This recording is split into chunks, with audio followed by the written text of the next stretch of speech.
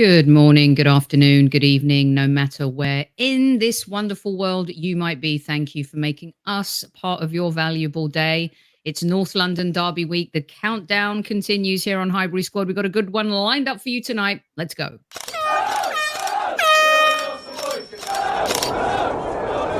Mind the gap between the train and the platform. Please stand clear of the discussion doors. The next stop is Highbury Squad.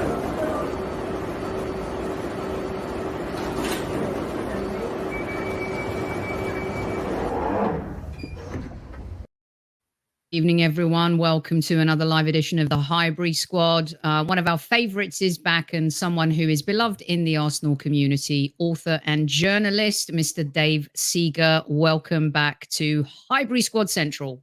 Great to be back. Start of more regular appearances, I hope. We do too. So we're going to have Dave on to talk a little about football. He also, what I love about Dave, not to age him in any way, but he's one of those generational fans. We have a couple on the show. Well, we've more than that. But what I love, Dave, is that, you know, we do have a lot of younger listeners. And when we talk about our club from, you know, whether it's the 50s, 60s, 70s, they love to learn. They soak up the info. Don't age me that much. No. And then let's go to the 80s. And then, you know, we also have a lot of newbies and we're morphing into the newbie Arsenal world as well. So, you know, we go into another North London derby, and you have seen many of these. By the way, at ease, squaddies, at ease. When Kev isn't here, I lose my manners altogether. North London derby, what does it mean for you? Let's start there, Super Dave. Well, I'd say it's always exciting, but it's definitely always the most nerve-wracking of fixtures, because it doesn't matter whether you're playing the better, you're way ahead of them in the league. You're still nervous, and you don't get the same build-up enjoyment that you do here. The anticipation's there, but it's not quite so joyous. The joy comes hopefully after the game and during the game. It's very nerve-wracking in the build-up to the game, like that, and that's never changed since I went to my first one in the 80s. So.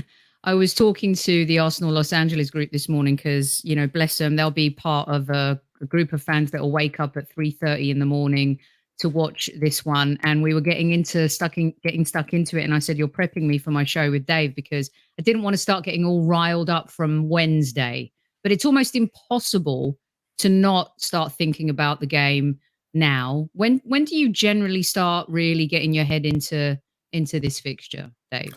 How's your prep? I guess normally it would just be in the build up to the week, but because we've had the international break and England have been so, you know, average, you find yourself thinking about it, you know, in between England games, in between international games. You're watching to hoping that your players aren't going to get injured, particularly, and they're going to come back okay. So, you know, it's perhaps as an extra layer of nervousness, because, you know, you're sort of thinking, is Saka going to get injured? You know, is Partey going to be okay? Has come back early and all this. So it's been a bit nerve-wracking. And on the subject of California Gooners, the Marlon, the only American fan from Arsenal for Everyone, is over. He landed yesterday. I have him tickets with him and his brother from the Bay Area Gooners. They're coming to their first game, courtesy of Arsenal. And I'm doing the Legends tour with them on Friday with Perry. Oh, I love that. That is brilliant. And what a coincidence. He's never been to England since he was a kid, let alone to Arsenal. So he's never been near the Emirates. So the first game is the North London derby, courtesy of Arsenal. Because I love that. So yeah. What a wonderful experience that's going to be for them. Brilliant stuff. And it's no coincidence I'm wearing my San Francisco sweatshirt on today. And you have visitors from the Bay Area coming in. Wow, what a baptism of fire. First game, North London derby. Have you done the prep work? Have you warned these poor souls? Well, yeah, I'm sure that Marlon particularly is a real historian of the Arsenal. He reads so much, so I think sometimes the overseas fans are more interested in history than perhaps some of the UK fans. But he's a massive student of the game and of Arsenal in particular, so he'll be well aware. And he is he was texting me last night saying how nervous he is. He can't think about anything else. He's just so excited, and that's just to meet me. No, but he's really, really excited. So brilliant. He's nervous, but we all are. All right, let's get stuck into it, and let's start with the question from Super Kev himself, sent especially for you today, Dave. And Funny Mark saying that he was so pleased to see Harry Kane play full 90 minutes. Dave has a few bits to say on that as well. But we're going to start off today's show with a question from Super Kevin. If you're wondering real quick why I had the picture up of Xhaka, it was his birthday yesterday, turning 30 years old. Let's hope he doesn't kick anyone. He can kick a corner flag after scoring at the weekend if he wants. And Dave, shameless right here from me. Me and Xhaka together in Los Angeles. Not as bad as the height differential with me and Per Mertesacker, of course. But this guy has really been on fire so far this season. And happy birthday to Xhaka, of course, for yesterday. Yeah. Here we go, Super Kev. Hi, Dave. Hi, Sophie. Hi, squaddies. Hope you're well. Got a question for you, Dave, regarding the North London derby. Just a brief one. Which player do you reckon will be the unsung star of the game?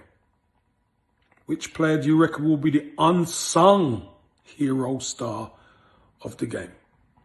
We all know who the big boys are, but who do you reckon is going to go under the radar but be prominent? Anyway, look after yourself, take good care, and have a great show. At ease, squaddies, at ease. It's an interesting question, actually, because I think thinking about it, I think it crosses over with a selection dilemma for me, because people will be talking about who should play, Tierney or Zinchenko, if they're both fit, which it looks like they probably will be. And I might surprise people. I don't know what most people's view is, but I would play Kieran Tierney just because of the threat that Tottenham have on the break and the pace of their wide men. And Tierney is just that much quicker than Zinchenko, and he's a better defender. But I think so. Therefore, I think of the obvious, most of the 11 is probably obvious. Tierney's one that isn't, and I think he may well be the unsung hero of the day, Kev. So I think Kieran Tierney might be a surprise selection, and I think he might remind people just how good he is, because I think in the early weeks of the season there was a bit of a huge hype over Zinchenko, rightly so. He was playing very well, and he adds a different dimension, but they're very different players. And I think against this particular side, who like to hit teams on the break, I think we need the better defender at left back, and I think he may well be a hero of the day. I like that shout very much so. When you say they're different players, and they certainly are, and there's been these reports about how Arteta's working with Tierney. We saw a little bit of in the last game where he was playing a bit more of an inverted role. Clearly, that's how Arteta's going to want to kind of set the team up going forward, Dave.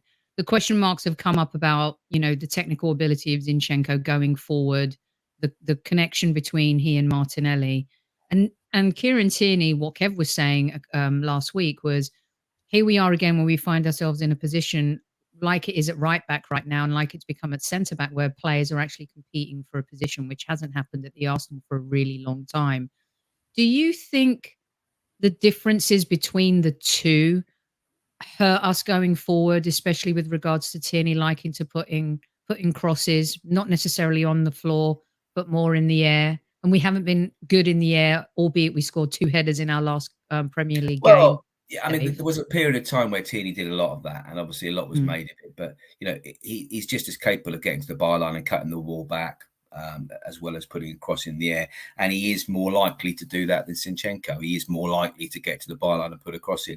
I think the parallel I would draw, and I've written about this, is more if you cast your mind back to maybe 5, 6, 7 years ago, over that period where Man City were winning. I think they won 2 titles with Kolarov and Clichy both playing effectively an equal number of games.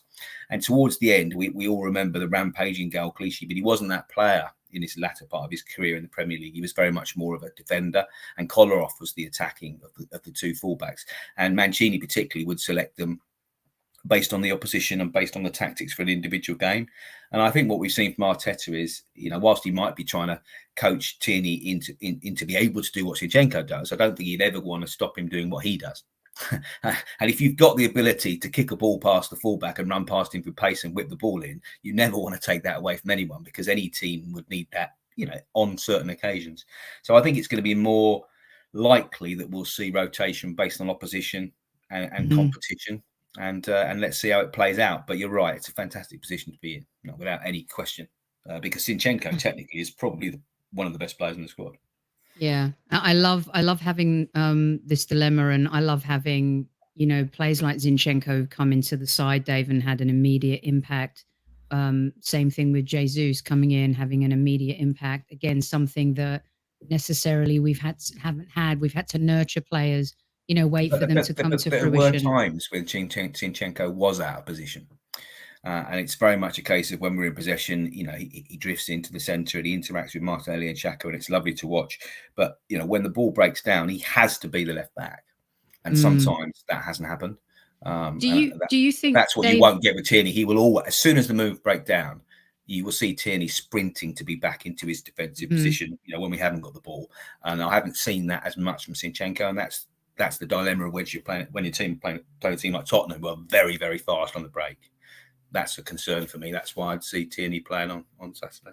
So would you say, because in that Manchester United game, one of my first things I want to ask you is, how do we not repeat Manchester United? I love the gung-ho. I love the bravery. I love the, balls to the wall. Let's go for the win. But I also want us to become a team where we can just close out getting a point out of Trafford. Going for the win at 2-1 down was a mistake for me. I didn't understand the substitutions at the time, and I thought we didn't need at that position. A 2-2 draw would have been an absolutely acceptable result, particularly since we played well. Everyone would have said Man United would have got away with a point there, if we'd got that equaliser. But we went for the massive substitutions, we went for the all-out attack, and we left ourselves very exposed on the break, which was very, very, very like latter-day Wenger, wasn't it? Where there's a couple of through balls, and they've taken us out of the game, which you don't expect to see as much now. We've got faster defenders, but they were playing, very high. Everyone was pushing forward, and it's. I'm sure he won't make that mistake again. He's obviously learning very quickly from mistakes, Arteta, and putting them right. So. Do you think because you mentioned Zinchenko, and I think it was the United's second goal where he kind of backheeled it to Sambi, and Sambi could have made a simpler pass as well and didn't. But do you think it was the midfield that cost us mostly in that match against United? Or was it the fact that we played such a high line? I think we played a high line, but I think it was two individual situations. I mean, I think if you took the 90 minutes or however many, I can't remember whether Sambi came off, but I thought he was fantastic. And I wouldn't yes, there was a rash moment, but in general terms, for a young player, I thought he had a fantastic game. And I wouldn't want to lay, blame solely at that position, whether it be Zinchenko or Sambi. I think it was just a case of we just had too many players high up the pitch. And let's bear in mind, we are talking about two fabulous players making fabulous passes here. We're talking about top midfield players, right. In Eriksen and Fernandes. We're not talking about some Jobsworth midfield players hoofed it over the top. This is quality opposition, and we gave them space and time to find those killer passes. We hadn't done that for the previous 75 minutes, and I'm sure we won't next time we play them. So I think we just have to move on and learn from those mistakes. So let's talk about, by the way, I love your choice on answering Kev's question. You guys in chat, let us know. We've had some Thomas Partey's. I think Thomas Partey is one that if he plays, people expect him to be a hero. It's more like the unlikely hero. Yeah, he's not an unsung hero. He's expected to be the hero. Exactly. Is it going to be Tommy coming off the bench? Is it going to be someone that comes on and becomes a hero? Could be a Gabriel header, couldn't he? I mean, Saliba's been, popping up with the goals. It could be Gabriel again. You never know. Yep. And Dave's chosen KT as his. Let me ask you this. Take your rose-coloured glasses off, Dave, because this is a question I've been going back and forth with my cousin on this week, talking about it. Who's the better team right now? 200 plus of you in live chat as well, by the way. Get stuck into it. We take honestly, I think it's very, very close, but I think Arsenal are the better team. I base that on a few things. Firstly, the table doesn't lie, let's face it. But also, we are a better team in that we are more attractive to watch. We play more exciting football. Now, of course, you can say at the end of the season, if they finish above us, they're the better team. But they would have done it playing really, really dull, mechanical, functional football, very defensive, very unadventurous, based on, hitting teams on the break, which is Conte's style, and it wins leagues. Don't get me wrong. But I think we've got a lot more about us. I think we've got a lot more variety in our play. I think we've got the ability to switch formations, either for games or in game. I'm not sure that Tottenham have quite got that fluidity yet. And the fact that Conte is very vocal about saying he needs more, would suggest that he would agree with me. Whereas Arteta tends to praise his own players and doesn't, let on so much what he thinks he needs. But we're undoubtedly one or two players short of a challenge. But right now, I make us favourites on Saturday. Yeah, Champa here says, I really do. Here's one for you from Champar. We are playing the better football, but Spurs are still undefeated. We can never underestimate Conte's side. No, and you can't. Absolutely no. I mean, no one is underestimating Tottenham, and no one would underestimate Conte as a manager because he's been there, he's seen it, he's done it, and Arteta hasn't. But they are heavily reliant on things working, shall we say? Things don't work. They've had some very lucky. They shouldn't have beaten Tottenham.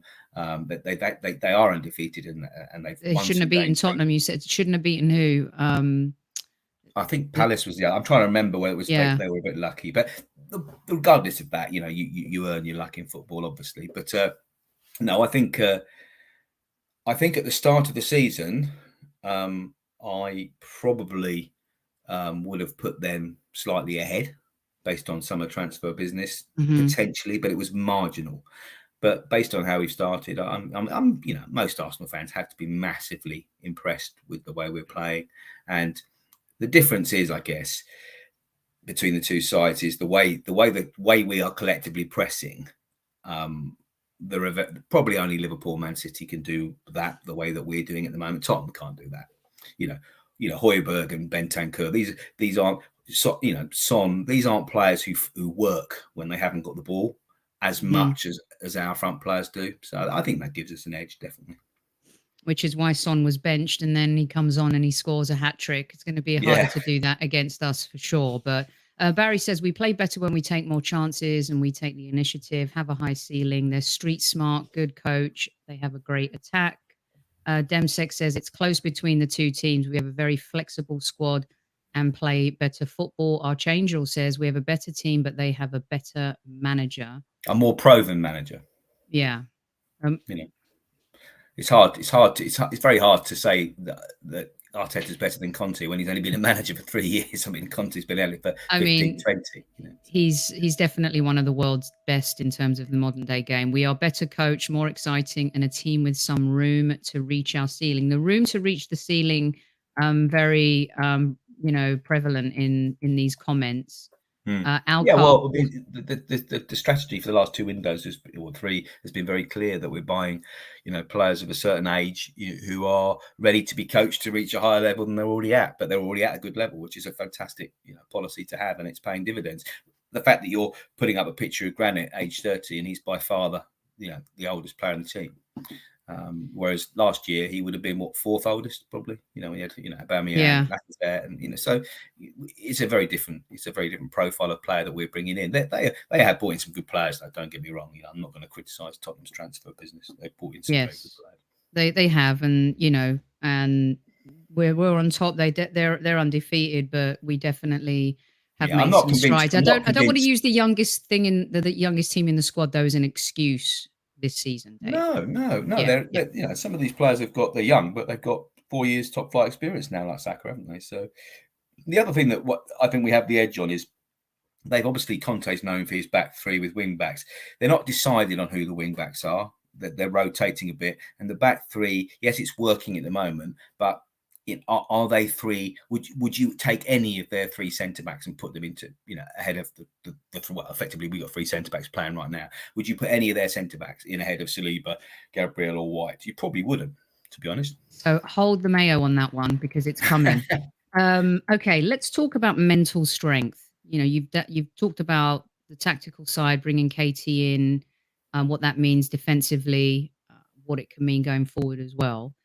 A lot of the times, we tactics are the biggest part of the conversation in terms of winning and losing. I like what you say about Conte's plan B, and that's a tough one for him. We've shown now, I think, under Arteta that, he can have a plan B, whereas I feel like last season and previous season we didn't. That's a lot to do with the fact that he didn't have his own players. What about the mental side here? You know, it was horrific loss away to them at the end of last season. The wheels started coming off against Crystal Palace, really. We never quite recovered, losing to Brighton, Southampton, devastating losses for this young team who really showed a lot of maturity in their younger years, but naivety as well, Dave. What about the mental side of the game, which is so important in a North Well, there London were derby? those games. We have to remember that we lost 2 or 3 key players. We lost Tierney, we lost Partey. You know, we were playing Xhaka at left back because he didn't trust Tavares. The inability to buy players that he wanted in January cost us. There's no question about that. Had those players been fit, we would have finished fourth without any shadow of a doubt. That was purely down to the strength of the squad, which we had to blame the board and Arteta for. You can't walk away without blaming them, but that was the situation. I don't think it was necessarily to do with mental strength, but the players that were missing, like your Tierneys and Parties for periods of time, are the experienced players. And however good your youngsters are, you always have to blend them with 3 or 4 senior players of experience. And if you cast your mind all the way back to 95, when Alan Hudson said you'll never win anything kids, and Man United went on and won the league, they had 5 youngsters and 6 senior. They had your Cantonars and your McClares and your Dennis Irwins and your Gary Palace and your Steve Bruce and your Schmeichel, mixed with the young kids, the Scholes and the Beckhams and the Nevilles. So you have to have that blend. And we lost out at the end of last season because we just lost our senior players. So you have to have the blend. I think right now we've got, Gabriel Jesus who's been there, seen it, done it. We've got Zinchenko who's been there, seen it, done it. We've got Xhaka who's been there, seen it, done it. Certainly at international level, and he's been around a long time. He's playing the best football of his life. We've got Partey. I think if he's fit, I would go as far as to say he's in the top 3 players in the world in his current in his position. So we've got 4 players there who are very, very, very experienced, and then you've got potentially Tierney, who's now been around at the top flight in 2 leagues for 5 or 6 years. So blending that with the youngsters, I'm not too concerned. And Odegaard, who's young but got a very old head, having played in top flight football either on loan or for his own team since he was 16. So we're not inexperienced now. We've got a great blend. Even when people talk about Jesus and Zinchenko, they're only 25, and their experience is, and my goodness, what they bring to the dressing room. In terms of not only who they played for, so you can see on the pitch. You can see the way Jesus never stops. Whether he's, he might be on at the referee, he might be on at his own teammates, but it's never aggressive. It's always encouraging. He's always encouraging his teammates around him, and he's the missing link, because last year we had Martinelli on the left, or Smith Rowe, we had Saka on the right, we had Odegaard behind, albeit we changed the formation slightly, but let's say they're the 3 behind the striker. All 3 of those willing to press for 90 minutes. And then you had Lacazette, who couldn't. and now, and Nketiah, that's why Nketiah came in, because he could, but he wasn't, quite top draw. And now we've got Jesus. So you've got all the front line who can press. And can press all the whole game, not in 10 minutes here and 5 minutes there, and only 2 of them out of the 4. Everybody does it, and that was the missing link. We didn't have that last season as well. So we were a completely different player. We're a completely different team just because of one player. Yeah, and I think they're a completely different team because of a couple of players since January. I think that's changed them completely. As well. But it's going to be interesting to see, because obviously Kulusevski came in as a big signing. He's now permanent, and then they've got Richarlison, and then they've got Son. Now we know Kane's going to play. He's got a decision to make. He left Son out of the last game, and Son came in and scored a hat-trick. Richarlison scored 3 goals for Brazil in 2 games, but playing at centre forward, just keeping Jesus' shirt clean until the World Cup. So he's playing centre forward. So he's not going to play centre forward against us. Kane's going to play. So he's got to decide 2 of those 3 players, and that's going to be really interesting. What do you think about, when we're in the green room, you touched on it, and I wanted to swing back to the subject while you bring it up. Richarlison played a lot. Son's played a lot. Harry Kane played in a meaningless game yesterday for England. A lot of Tottenham fans were laughing at the fact that our 3 Brazilians didn't even get selected, and the response from a lot of Arsenal fans was, well, managers doesn't really need to see them. Whether Martinelli makes the squad or not, I don't know. Jesus will definitely be on that plane to Qatar. I've no doubt about it. But what's your take on international players' fatigue? What's happened in the last 10 days going into this? Well, I think they're all fit enough to play, the 2 games of football. I think the extra factor that we've got to take into account for Tottenham is the travel, because I was looking at the fixtures. I mean, Son Heung-min played, I think, twice in Korea. So that, and one of the games was it yesterday? So he's not going to be back presumably till nowish. So he's going to be jaded. Richarlison the same. Kane played both 90 minutes. I'd like to say he ran a lot. I'm not sure he did, but he played a lot of 90 minutes, whereas Saka played 60 minutes and 20 minutes, and he will be massively full of confidence because that 20 minutes he played for England was just purely dynamic and pretty much told Southgate, you've got to play Bukayo Saka, in the first game of the World Cup, I would have thought.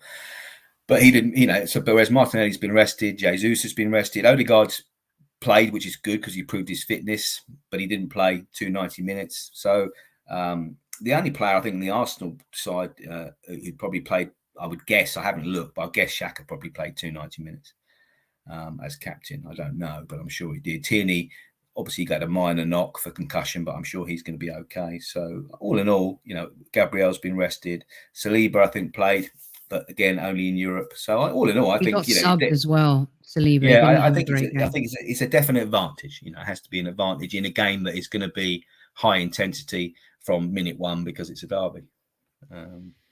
I think Saliba was subbed. I'm not sure he had a great game. Tommy, I think, played as well, but then came back, didn't he? After the first game, he came back. Partey was taken off for precautionary. As an interesting aside, Sophie, somebody who watched the Japan game, Tomiyasu played left centre back and didn't use his right foot for the whole game. I was told he's that comfortable. And I wrote an article where it was in the Sun yesterday and on Gunners Town today, looking at, do we actually have 2 players for every position? And the one position I said we probably didn't is the left centre back role. And we've obviously got Austin Trusty on loan, who'll be watched every week at Birmingham. But I was told by someone who commented on the blog that Tomiyasu played left centre back and didn't use his right foot for the whole game. He's that comfortable on his left. So interesting. Didn't know that. Very interesting. Very interesting. That's the thing I like. You know how we had players like Maitland-Niles and Chambers? I know you and I think differently a bit about Chambers, but I felt like their versatility became more of a hindrance in their own growth because it felt like they became the jack of all trades and master of none. Whereas now we've got this versatility and the player quality is just cranked up a notch. Look at Tommy, he can play right back, he can play on the left side, like you just said. Benjamin White could play centre back, right back, a defensive midfield role, even like he's done. I think also the different. Yeah, I think the difference is those 2 players you mentioned were versatile by default. The ones that are in the team now are versatile by design, i.e., Arteta's choosing particular types of players who are technically competent, comfortable on both feet, and can play therefore in multiple positions. In the same way as I think Fabio Vieira is going to be another example of that. I think like Riziki or Hleb or even Nasri, he'll be able to play anywhere behind the striker, whether it's left, right, or centre. And I think that's also part, as well as the age group and the higher ceiling, those 2 factors. I think that's the third factor is the ability to technically be comfortable in more than one position on the pitch. And I think that's part of the strategy. And I think that's why, that's probably why he signed Tomiyasu and why he signed Vieira, because they can cover different positions and prove themselves in one over time. But the fact that they're so comfortable with ball to feet and in tight areas is definitely an advantage. Yeah, because it's very different, isn't it, to even for Arteta, you mentioned him learning. And there's an interesting question or statement that I'm going to read from someone in the chat in just a second here. But there's a difference between desperately playing Xhaka at left back against Brighton and leaving Sambi in no man's land in midfield. I don't think we're going to see that again from him. Do you? No, I don't. And I tell you another thing. Always the best example for me of the ability to be in tight areas with 2 feet is Santi Cazorla. Because when Santi moved for that last 2 seasons into that deeper role, when you're receiving the ball from defenders with your back to the play, and you've got someone, an attacker or midfield player, pressing you from behind, the advantage of being able to turn either way is huge in football. Whereas, for example, if Jack was playing in that position or, Flamini was playing in that position, any player worth their salt knew which way Jack was going to turn, or Flamini was going to turn, and suddenly you've got Santi there, and they haven't got a clue because it doesn't make any difference to him. He can just he's comfortable going either way and using either foot, and it makes such a difference in tight spaces when you've got that ability. Do you think this guy? Do you reckon this guy can do that? No, I don't think he likes using his right foot as much as I'd like to see him do so. I think it's a frustration for me in the modern footballer that so few are two-footed, genuinely two-footed. Even like Ian Wright, he didn't care which foot he was going to shoot with. It's even our VP, although predominantly left-footed, scored so many goals with his right. It's a shame. Jesus is two-footed, so it is a massive advantage. I mean, it's something that Martinelli definitely needs to work on, because he's always using his right foot whilst going outside on the left. And sooner or later, good defenders are going to get wise to it. He's just lucky that he's so skillful, but he does use his right foot all the time when he could use his left, and it is a frustration to me. And Odegaard, ultimately, he might end up switching to play on the left for that reason. I don't know. We'll see. But I still love him, but it's a frustration. Okay, it's not a case of you don't rate him or you're not impressed with him. It's just a new. No, I mean, football fans are fickle, aren't they? They saw Vieira for one game and they said, is he better than Odegaard? Well, he's not going to play ahead of Odegaard. Odegaard's a club captain and he's going to play every week if he's fit. They said that about Nuno, didn't they? Vieira's going to play a lot of football this season, though. He'll come on in most games. We've got to remember, we keep forgetting that. People keep forgetting it's a 5-sub game now. It's a very different game of football.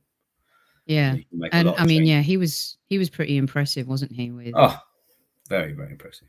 Yeah, quick feet, both feet, and that turn that you talk about. Kev talked about that a lot when we were talking about the striker position, and very Riziki like. Yeah, I mean, just quick. Don't know which way he's going to go. Turn one way, turn the other. Yeah, I mean, he's an exciting player to watch.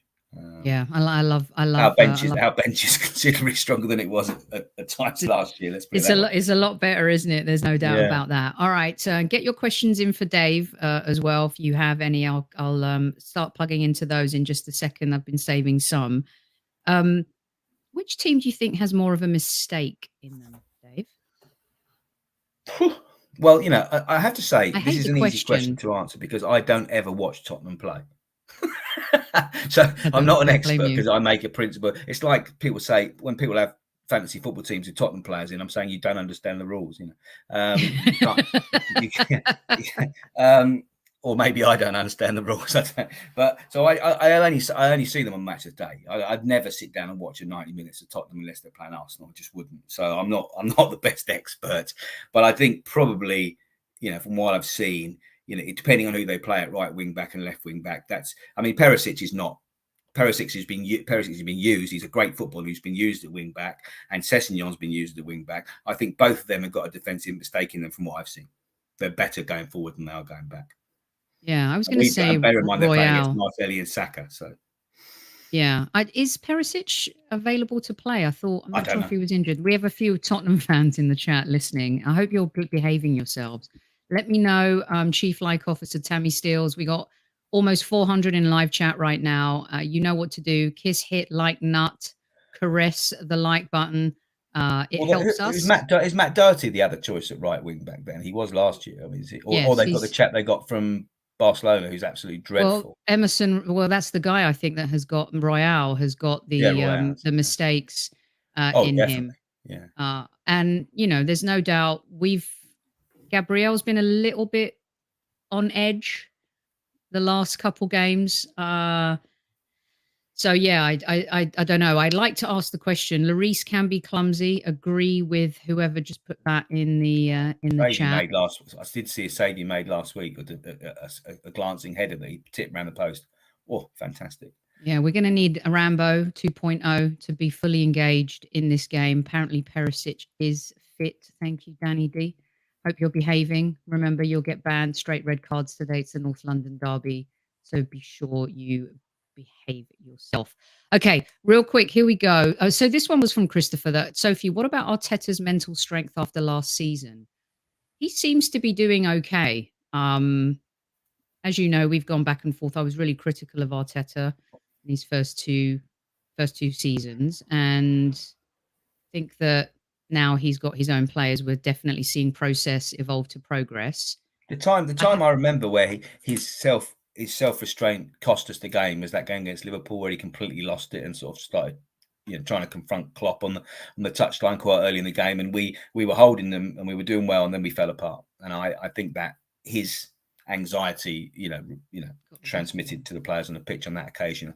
I don't remember any specific instance against Tottenham that maybe I'm just trying to forget the game and block it from my memory, but I don't remember anything he specifically did there. Yeah, no, I mean, I think, the home game against Tottenham, he was all, going nuts on the sideline, rightly so, going 3-0 up as we did in the first half. In the away, he looked lost, actually, after, the first 2 goals went in. Felt like he had that awful feeling in the pit of his stomach. It's like, what are we going to do? 10 men. There was a day where we'd win that game 5-2. Yeah, exactly. Who said that? Right, here we go. Let's get some questions in for you. Lynn wants to ask Dave, do you think that Conte will keep Son on the bench and do what he did against Leicester? No, I think he'll start Son and bench Richarlison. One from Demsek for you, Dave. Who's more concerning, Kane, Kulusevski, or Richarlison? Well, I don't think Richarlison. I think the one who's most concerning is Son, and he's not in those 3. I'm not convinced by Kulusevski. I don't. He's an okay player. I mean, I've seen nothing that maybe wow, this is an exciting signing. Whereas, I mean, I wouldn't have been upset if we'd signed Richarlison. He's a nasty piece of work. He's aggressive. He wins fouls. He dives, quite frankly. But I don't know. Son, I think, is scary. I don't like him, obviously, but he is a scary player, and he can score a goal out of nothing. And we know Kane can do the same. But Kane's form this season is, that connection between Son and Kane hasn't happened yet. Because at the time 2 years ago and last season, it was almost telepathic, where Son was running on and Kane was dropping deep, flicking the ball over his shoulder. They scored a lot of goals. They had a good understanding. So, I'm more concerned about Kane and Son than I am the other 2, definitely. Okay. This for me is really important. Dave, how important is the 12th man? Well, it's huge, and there's no question it's going to be there. It's probably going to be the 13th and 14th man. It's going to be fantastic. I literally can't wait. I mean, the atmosphere is going to be incredible. Yeah. And if we score early, then it'll be even better. But the atmosphere at the Emirates last season, this season, since lockdown, really, it's been fantastic. And those days of criticism of our home crowd, I think, are long gone. It's definitely long gone. Brilliant. Yeah. I've been loving going back to games this time around. The away games are so much fun as well. Just really a lot of fun too. This one's coming from a few people, so I'm going to encapsulate it for everybody through Patrick. Vieira or Odegaard to start? Odegaard's our captain. He starts if he's fit. This one from Rancid, following up on what you said. What about playing Tomiyasu at left back? I wouldn't mind that against Spurs. Not sure. You've got 2 international left backs. Why would you not play one of them? I don't understand. Exactly. I thought the question was going to be, what about playing? I thought that was going to be Kieran Tierney at left centre back. Then my eyesight's bad, because I mean that's the thing that some people would say we should play a back 3 against better sides, but not at home. Not at home. North Bank Guna says, "Nice to see you, Dave. We briefly chatted last season at the Tollington." That could be anybody, but I don't know your name without. You've obviously got North Bank Guna there, but I'm glad we chatted. Here's a worried Arsenal fan. Just because this is at the Emirates, I'll give an edge to us. But I got to be honest, if this was at the White Toilet, I would be scared. Well, I think, of course, I think anyone would be scared down the White Hart Lane. Man City losing White Hart Lane. They've got a fantastic stadium with great home support, and just because we hate them, we can't. We don't have to totally disrespect them. I mean, they are a good side, and they've got a fantastic stadium, and they've got great home support. And particularly since they've not had anything to cheer for 30 years, it's quite amazing. It is quite amazing. Said. Raz says we need to get the early goal. I totally agree. Yeah, definitely. Right. Yeah. I think we will start so quickly. Yeah. You can just imagine that team talk, can't you? Oof. Now we've seen how those goes. If we're not winning in the second half, Vieira, Tommy, and Eddie need to come in. Well, I think he's proven that he's not afraid to make the subs. I He's don't like definitely gonna 5 do that. subs.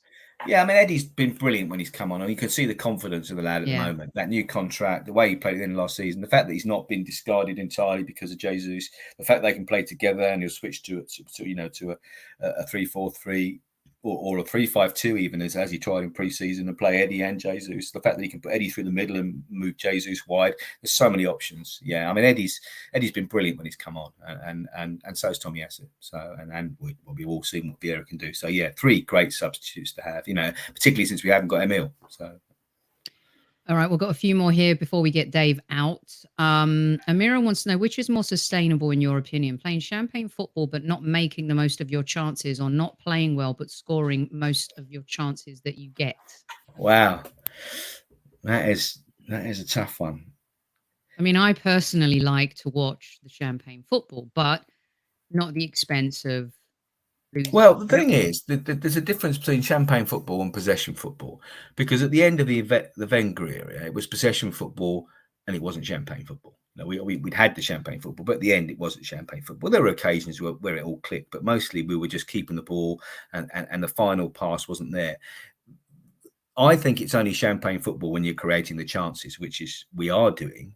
But I still think we could be creating more. I still think that's what Vieira showed Odegaard. Odegaard's not stupid. He's a bright guy. He saw what Vieira did. He saw those through balls. He knows he's capable of them. And he knows there's someone there who's willing to step into his shoes. So he's got to start doing that. So I think we need to see a little bit more creativity, from the 2-8s. We've seen a lot from Xhaka. I think Odegaard, we saw last year he created more chances, I think, from January to May than any player in the Premier League. So we know he can do it. So I think we need to see more creativity. So champagne football, I think if we make those final passes, we've got the players who are going to finish the chances. I think we've proven that. The champagne football is when we're making the chances. At the moment, we're not making them consistently enough, but we will. We've got the players. It's just going to be cranking it up. So I think champagne football with lots of chances will do me just fine. Dave, if Partey's injured, who plays the 6? Sambi. And that's why we bought him. I'm not having Xhaka there. It would be very tempting to say, I'll put the senior player there, play Vieira and Odegaard. I can see the argument. Sambi did nothing wrong.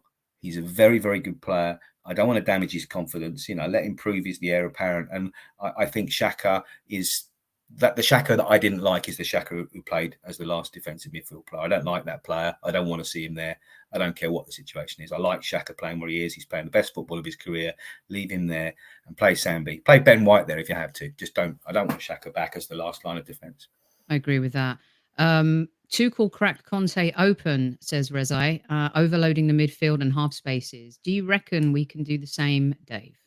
Yeah, I absolutely do, because there's a lot of not so much with Martinelli. I think Martinelli does need to stop hugging the touchline on occasion. But if we're maintaining the width on one side, we're definitely not doing it on the other side. Saka and Odegaard are very interchangeable. They will come closer together. And I think with Xhaka, Odegaard and Saka, I think we can do that. And Jesus will drop deep and Martinelli can come in. So there's a lot of fluidity there. So I take that point as valid. I do think we can do that. And I think it's always interesting when you're playing 2 different formations. And you could say, well, they've got 2 central midfield players, in Bentancur and Højbjerg, or Bissouma, one of those, 2 of those 3, probably the first 2. And do we have an overload because we've got 3 midfield players? Well, yes, we should have if we play it right, but it isn't always like that. So that's an interesting one to see how it plays out. Yeah, definitely. Okay. I'm going to have to let Dave go in just a sec here. I'm going to stay on for a few housekeeping issues, so don't go away, anybody, but I'll get you out on this from Aston. Should we try to hold the ball and force them to come press us, or should we try to strangle them in their half of the pitch? You've touched on it a little bit, Dave. I think if we try to do the former, it will become a bit of a stalemate, because Conte will have them so disciplined they won't fall for it. And it will become a very dull game. I think we're the home side. We can try and do that away from home. I think that we are the home side. We need to take the initiative. And if we do that, I think we've got the players to hurt them. And if we go 1-0 up, it will become a different game, because they'll have to play that. they'll have to come out. I mean, what Conte wants is to hold out for 20 minutes, half hour, playing, very rigidly, very defensively, 10 men behind the ball and hit us on the break. That's the game plan. We need to score early, and that game plan goes out the window. So we definitely have to be on the front foot and play aggressively. Totally agree. Start fast, get a goal, and bury your chances. That's exactly why we lost against Manchester United. We had so much possession and didn't finish our chances. We finished those chances. We win the game. I think we can hurt them corners, Sophie, as well. I think our set piece, has been a bit underplayed this year. How well we've done with our corners, both defensively, obviously, last year and this, but offensively, there's a lot of variety and there's a lot of purpose behind our corners, which there hasn't been in the past. And Martinelli and Saka are both delivering the ball a lot, probably the best since Santi. We haven't had consistent corner takers for such a long time. Yeah.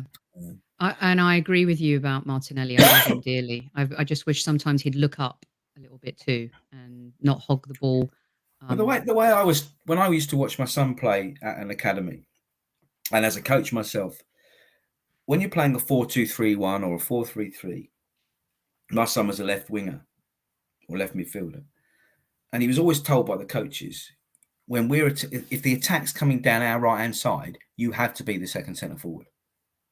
You don't stay. You have to be. So Martinelli has to be next to Jesus if the ball is developing down the right hand side. Similarly, if the ball's developing down the left hand side, Saka has to get in with Jesus. That's something we can improve on. Sometimes the ball comes in. It goes. Either it's a cut back and it goes behind Jesus, or it goes beyond Jesus. And have we always got that second player who's going to get the ball if the first player doesn't? And sometimes the wingers aren't coming in from the opposite flank. And I think that's something not far be it for me to tell Arteta, but just having watched and been around academies with my son, that was a constant message to the left winger. When the attack's down the right, you're the second centre forward. Love that. So I don't want Martinelli being on the touchline when Saka's just about to put the ball into the box. I don't want to rely on Xhaka and Odegaard having to join, or pick up the pieces if Jesus doesn't get the ball. I want Martinelli to be on the far post. But Dave, this is what worries me a little bit before you go about the amount of, I love the hustle. He's changed the mentality of the team with his infectious tracking and never give up. But there's times where Jesus, I want him to be in that center position or in that, and because he's having to come from a deeper position because of the hard work he's doing off the ball. I don't want us to start running into those issues either. Henry used to do it. If he lost the ball, he would not if someone else lost the ball. Don't get me wrong. Henry was quite selfish, but if he lost the ball, he would run all the way to his own goal line to get the ball back if he had to. And then but of course, we had so many attacking players in those days who would just slot in. But no, I take the point. But then Martinelli also does a similar amount of tracking back and running, and that's. I wouldn't want to take away the infectious nature of the way he plays football. Agree. There's a lot of natural flair and instinct about what he does. Agree, totally agree. And Rich, it is great observations. We're going to have to let Dave go because he's got to pick up wifey from the train station. We're getting a lot of love. Great observations. I had a comment up on the screen and I lost it because, I got trigger happy. But basically, I think it was Mars Gunner saying, Dave, Mikel Arteta. It was Mike. He was talking about Mike Bassett, England manager. Oh, was he? Oh, okay. Was it Bassett? Was he taking the mick? I thought he was giving you a massive compliment because...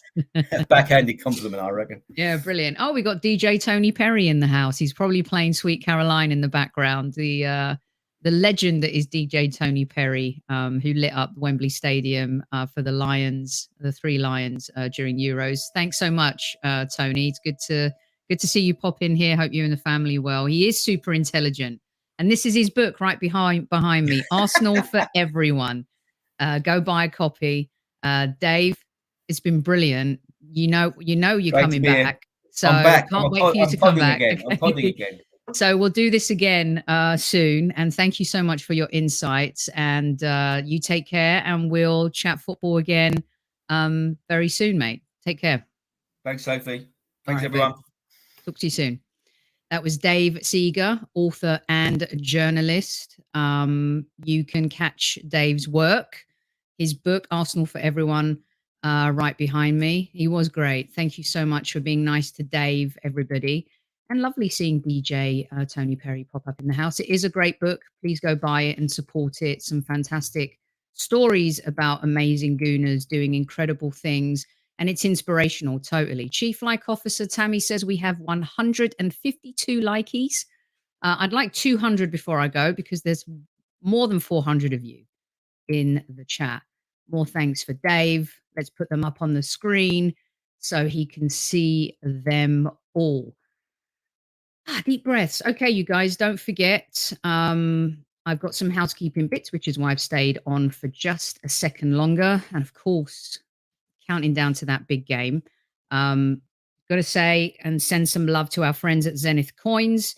Make sure you go to zenithcoins.com, use HS20 as your code to get 20% off. Buy your Arsenal mates a coin. It comes with a certificate of authenticity. It comes in a beautiful box. It's the perfect gift. And as the holiday season approaches, you guys are going to want to get your teeth stuck into that. Right. Look what I made the other day. I thought I'd share this with you guys. This is Sophie's angel hair pomodoro, hey? How about that? Only Arsenal could be as delicious as this on Saturday. The world will be a very, very happy place. All right, but I digress a little bit. This Saturday, if you are in the Los Angeles area, Southern California, please swing by the Fox and Hounds. I don't know why I'm a glutton for punishment, but I am. The game starts at 4:30 a.m. here in these grand United States, and it's going to take me about an hour to get there. So basically, I'm getting up at 2:30 a.m., and I'm going to drive myself down to Los Angeles, and I am going to be watching the North London Derby with the Arsenal Los Angeles group, part of the Arsenal America group. Can't wait for it. It's going to be absolutely epic. We'll be doing our live show after the game from the Fox and Hounds. So please, please, please, please come hang out with us and join us. It's an ungodly hour where only idiotic people show up. But you know what? I love being an Arsenal idiot. That's me. That's me. I'm going to get up early and I'm going to go down there and I'm going to have fun with the Arsenal Los Angeles group. Going to be giving away some Highbury Squad gear as well. So look forward to seeing each and every one of you who's going to come and hang out with me there. My girl MK in the house. Thanks so much for having me, MK. Can't wait to see you guys and come hang out and basically win. All right? That's a long drive home. It's not as bad as the drive from Old Trafford to London, but you know what I'm saying. So, yeah. 6:30 in Jamaica. Let's see what we got here. Early to bed Friday. Highbury Squad should be ecstatic too. I'm not sure what about Newman. MK is just wonderful. We've got the MK fan club out.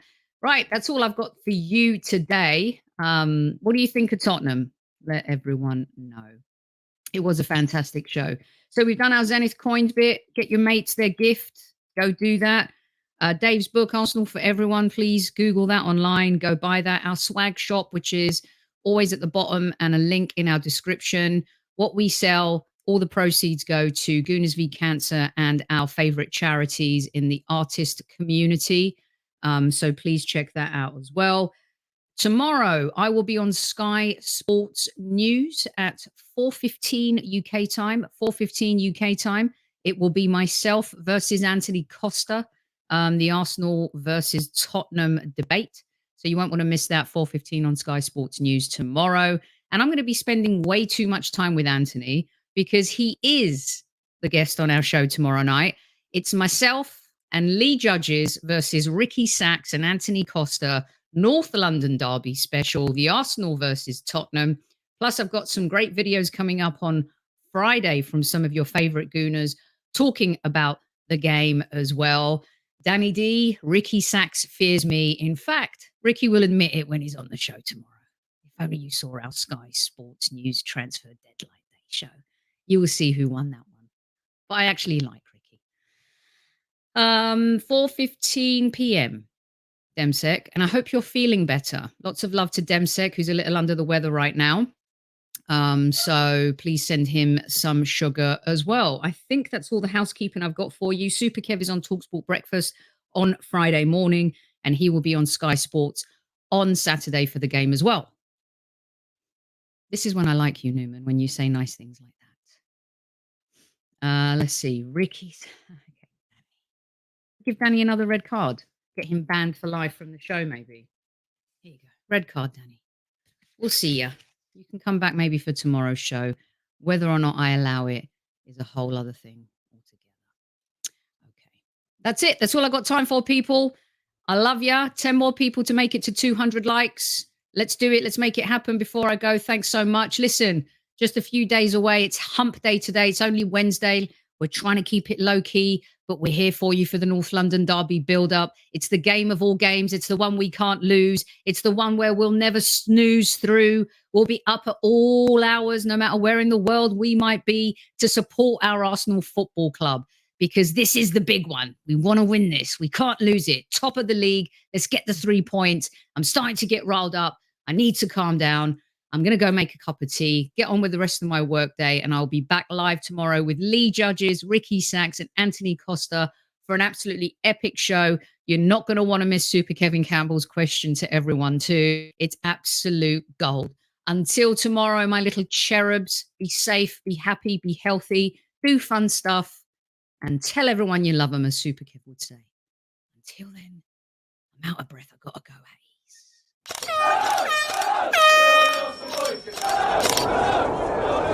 Mind the gap between the train and the platform. Please stand clear of the discussion doors. The next stop is Highbury Squad.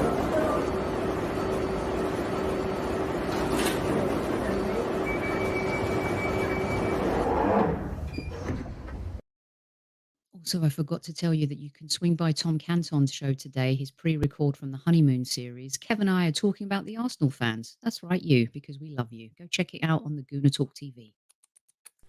The Highbury Squad is powered by Zenith Coins. Support the future, treasure the past. Official licence partner of the Arsenal Football Club. Follow at Zenith Coins across all social platforms.